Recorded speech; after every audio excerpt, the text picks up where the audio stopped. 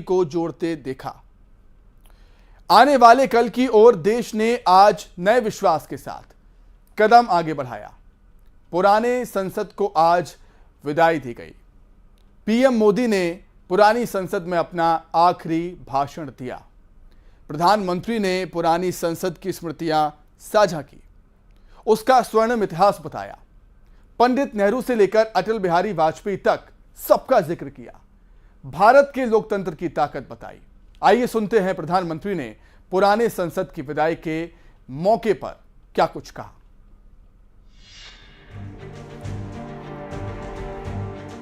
ये भारत के लोकतंत्र की स्वर्णिम यात्रा का एक महत्वपूर्ण अध्याय है, जो सारी दुनिया को भारत की रगों में लोकतंत्र का सामर्थ्य कैसे है, इसका परिचित कराने का काम इस इमारत से होता रहेगा। अमृतकाल की प्रथम प्रभा का प्रकाश राष्ट्र में एक नया विश्वास, नया आत्मविश्वास, नया उमंग, नए सपने, नए संकल्प और राष्ट्र का नया सामर्थ्य उससे भर रहा है।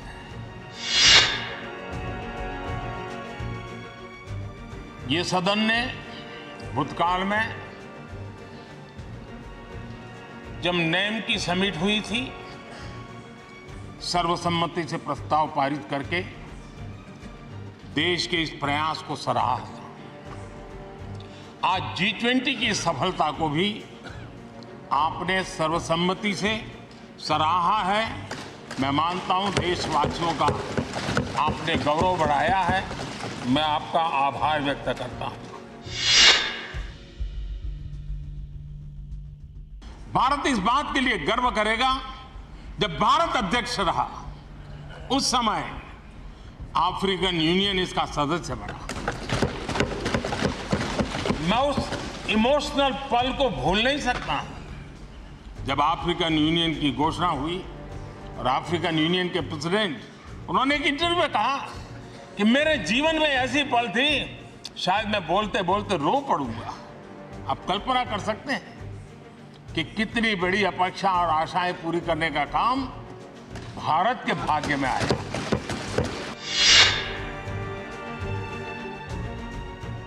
भारत के प्रति शक करने का एक स्वभाव कई लोगों का बना हुआ है और जब आजादी मिली तब से चल रहा है। इस बार भी यही था, कोई डिक्लेरेशन नहीं होगा, असंभव है। लेकिन ये भारत की ताकत है कि वह भी हुआ और विश्व सर्वसम्मति से एक साझा घोषणा पत्र लेकर के आगे का रोड मैप लेकर के यहां से प्रारंभ हुआ है।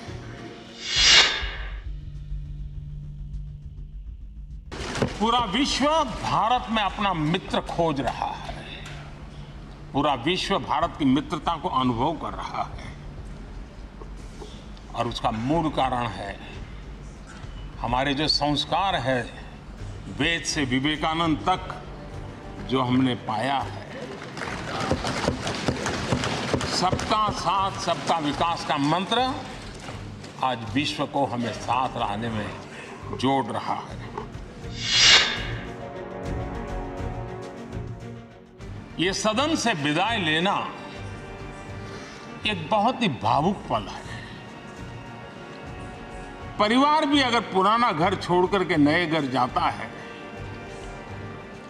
तो बहुत सारी यादें कुछ पल के लिए उसको झकझोर देती है। और हम जब ये सदन को छोड़ के जा रहे हैं तो हमारा मन मस्तिष्क भी उन भावनाओं से भरा हुआ है, अनेक यादों से भरा हुआ है। भारत के लोकतंत्र की ताकत है भारत के सामान्य मानवीय की लोकतंत्र के प्रति श्रद्धा का प्रतिबिंब है कि रेलवे प्लेटफॉर्म पर गुजारा करने वाला एक गरीब परिवार का बच्चा पार्लियामेंट पहुंच जाता है।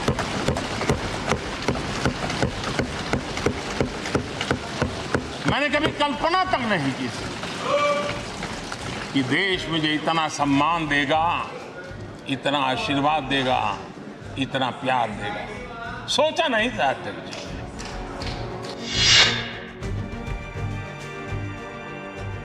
आदरणीय अध्यक्ष जी, प्रारंभ में महिलाओं की सदस्य संख्या कम थी, लेकिन धीरे धीरे माताओं बहनों ने भी इस सदन की गरिमा को बढ़ाया है। इस सदन के गरिमा में बहुत बड़ा बदलाव लाने में उनका योगदान रहा है।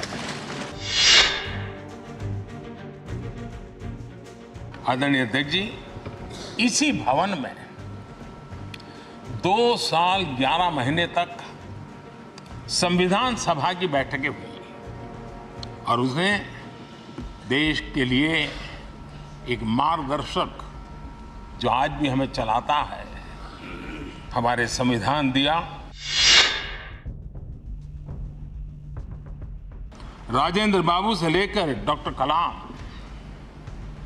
रामनाथ जी कोविंद और अभी Draupadi Murmu ji,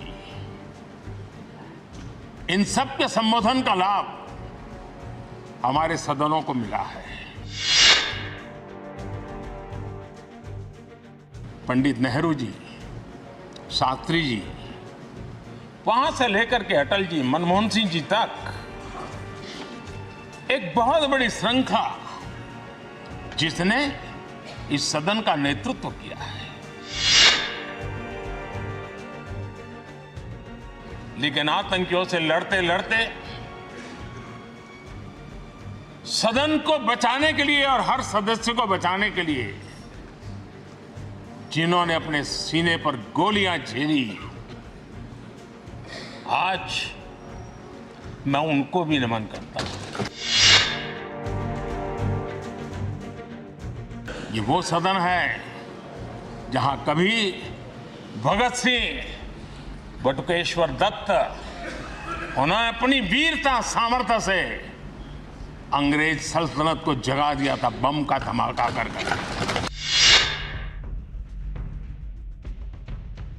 at the stroke of midnight की गूंज हम सबको प्रेरित करती रहेगी। और इसी सदन में अटल जी ने कहा था, वो शब्द आज भी गूंज रहे हैं इस सदन में, सरकारें आएगी जाएगी, पार्टियां बनेगी बिगड़ेगी, लेकिन ये देश रहना चाहिए। सौभाग्य का अवसर इसलिए है कि हमें इतिहास और भविष्य दोनों की कड़ी बनने का अवसर मिला है।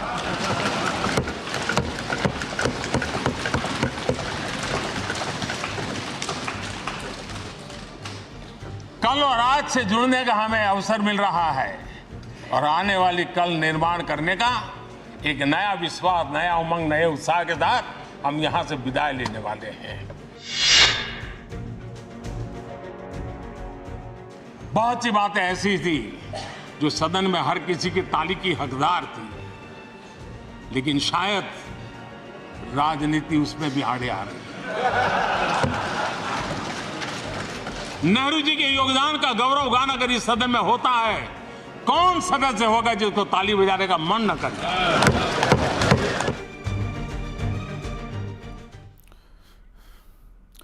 चश्मे के नाम पर, बीड़ी के नाम पर, साइड देने के नाम पर, उधारी के नाम पर और ना जाने कितनी ही ऐसी सामान्य वजहों से छत्तीसगढ़ में चाकू चलना अब आम बात हो गई है। बात बात पर हत्या मानो ट्रेडिशन हो गया।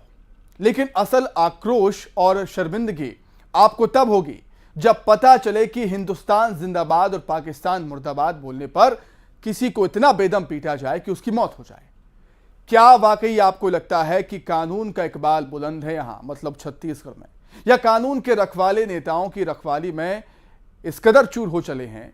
ऐसे हालात में क्या ये सवाल आपको परेशान नहीं करता कि ये मलकियत का मर्डर नहीं है बल्कि कानून की सरेआम हत्या है?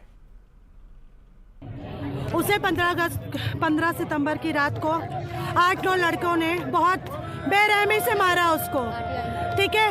ये ITI ग्राउंड के पास 7:30-8 बजे की बात है। बहुत बड़ा टाइम नहीं था सर, 7:30-8 बजे बहुत बड़ा टाइम नहीं होता है। 8 लड़कों ने एक निहत्थे लड़के को इतनी बेबसी से मारा है, उसके ऊपर नाचे, उसके हथेलियाँ, रिब्स, आप उसकी हिप बोन, चेस्ट और इसका ब्रेक ये फ्रैक्चर हो गया सर। इतनी निर्ममता से मार के उसका वीडियो बनाया गया।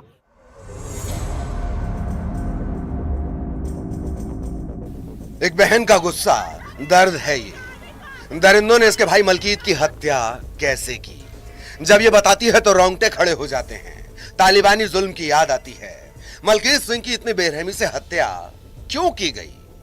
बताया जा रहा है कि मलकीत सिंह अपने दोस्त के साथ मोबाइल पर फिल्म गदर 2 का सीन देख रहा था, जिसमें सरदार का रोल कर रहे सनी देओल पठान को मारते हैं। मलकीत सिंह ने इस पर खुशी जाहिर की। इस बात पर पास ही मौजूद आरोपियों ने उसकी पिटाई शुरू कर दी और बेरहमी से उसकी हत्या कर दी। अब मलकीत का परिवार इंसाफ मांग रहा है। परिवार के लोग धरने पर बैठे हैं। बीजेपी और सिख समाज के लोग भी मलकीत के परिवार के साथ धरने पर बैठे हैं। मलकीत की बहन दोषियों को फांसी देने की मांग कर रही हैं। हमारी बस यही मांग है कि उस जो दोषी है उनको फांसी की सजा दो। सर हम यहाँ पे 3 दिन से बैठे हुए थे। शुभम शर्मा जो इन नेताओं का चमचा है, ठीक है, उनका नाम नहीं लिखा गया है, उन्हें गिरफ्तार नहीं किया गया। क्यों? क्योंकि वो इस सत्ता का खास आदमी का बंदा है। तो छत्तीसगढ़ सरकार से हम यही उम्मीद करते थे।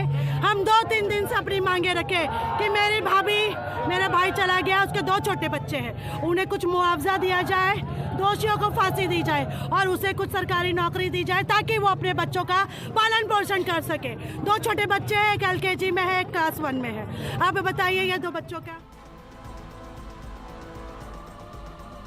मलकीत सिंह हत्याकांड के विरोध में सिख पंचायत ने भिलाई और दुर्ग बंद बुलाया। बीजेपी और चैंबर ऑफ कॉमर्स ने भी बंद को अपना समर्थन दिया। प्रदेश सरकार से पीड़ित परिवार के एक सदस्य को सरकारी नौकरी और परिवार को 50 लाख मुआवजे की मांग की जा रही है। प्रदेश की गिरती कानून व्यवस्था का मुद्दा भी बीजेपी उठा रही है। बीजेपी प्रदेश अध्यक्ष अरुण साव ने सरकार पर हमला बोलते हुए कहा कि पाक मुर्दाबाद बोलने पर प्रदेश में हत्या की जा रही है। इतिहास में पहली बार कोई गांव में 100 दिन से ज्यादा धारा 144 लगाए बर पड़े रही से ये भूपेश बघेल के सरकार है। अभी कल भी पाकिस्तान मुर्दाबाद कही तो एक सरदार लड़का मलकीत सिंह बोला इतना मारीन मार मार के जमीन में गिराइन और ऊपर खड़ा होके कूद के वो लड़का के ऊपर वो अपराधी मन नाचे है। पहली बार छत्तीसगढ़ में ऐसे अपराध होते। प्रदेश सरकार मलकीत सिंह हत्याकांड पर घिरती नजर आ रही है। कानून व्यवस्था पर जनता तो सवाल उठा ही रही है। बीजेपी ने तो सरकार के खिलाफ मोर्चा ही खोल दिया है। सीएम भूपेश बघेल का इस पर बयान आया है। उन्होंने बीजेपी पर घटना को सांप्रदायिक रंग देने का आरोप लगाया है। ये इसको जबरदस्ती धार्मिक रंग देने की कोशिश कर रहे हैं। पिक्चर देख रहे थे, उसमें जो बातें हुई और उसमें एक युवक की हत्या हुई, दुर्भाग्यजनक है। और जो आरोपी हैं अब वो सब पकड़े गए हैं। उसके बाद भी राजनीति कराती है तो बीजेपी के पास अब कोई मुद्दा नहीं है, तो इसी प्रकार की घटनाओं को वो सांप्रदायिक रंग देने की कोशिश कर रहे हैं। इसके अलावा इनको आता भी कुछ नहीं है। सर इसी में जो तीनों गुट हैं वो भी पहुंच रहे हैं। सरोज पांडे अलग पहुंच रही है, प्रेम प्रकाश पांडे अलग और वो अलग जो है। अब स्वार्थ के लिए सब इकट्ठा हो रहे हैं, अन्यथा तो कभी एक दूसरे के चेहरा देखना पसंद नहीं करते। मलकीत हत्याकांड ने प्रदेश में कानून व्यवस्था के दावों की पोल खोल दी है। सीएम भूपेश बघेल प्रदेश में कानून के राज का दावा करते हैं, लेकिन लगातार बढ़ती हत्याओं, चाकूबाजी जैसी घटनाओं को देखकर ये दावे झूठे लगते हैं। मलकीत के परिजन न्याय की मांग कर रहे हैं। बीजेपी और सिख समाज उनके साथ है। अब देखना है कि प्रदेश सरकार इस मामले में क्या कदम उठाती है। Bureau report, news 18। Chhattisgarh Congress की चिंता इस बात से बढ़ गई है कि विपक्ष के हमलों का जवाब दें या फिर अपने ही विधायकों के वायरल हो रही वीडियो पर सफाई दें। भ्रष्टाचार के मुद्दे पर आक्रामक विपक्ष के हमलों के बीच अब एक नया वीडियो सोशल मीडिया पर सनसनी बन गया है।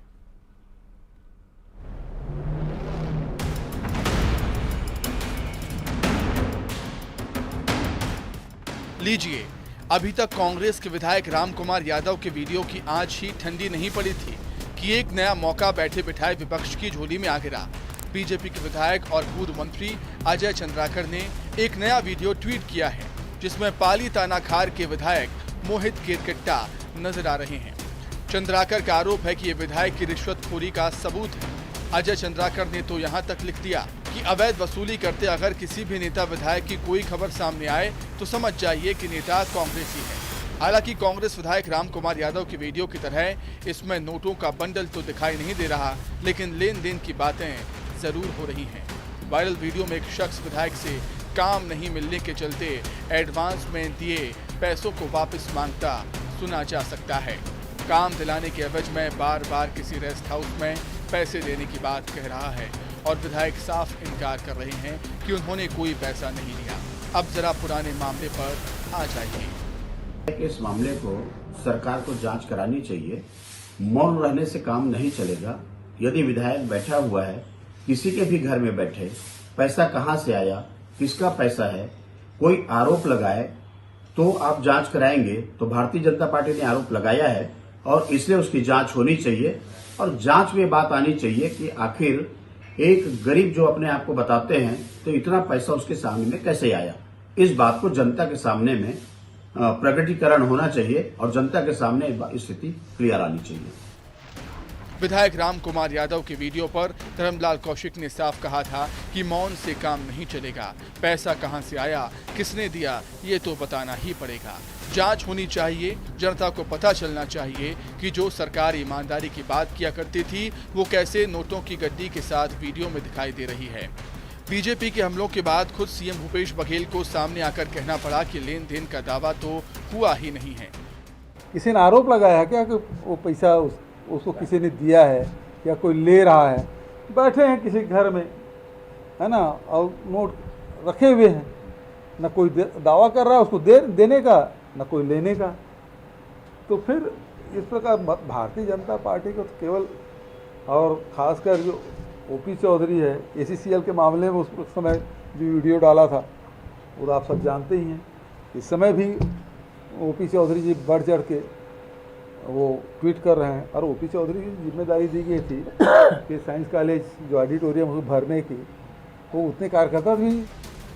कुल जमा चुनावी साल में ईमानदारी का दंभ भरने वाली सरकार के विधायक एक के बाद एक पैसे लेते या पैसों की बात करते नजर आ रहे हैं। ये कहाँ की ईमानदारी है? इसका जवाब सरकार को देना होगा और सरकार अगर गोलमाल भी करे तो पब्लिक समझदार है, वो सब जानती है। Bureau report, news 18। तो इसी के साथ ही फिलहाल इस बुलेटिन में इतना ही। खबरें लगातार जारी है। नमस्कार।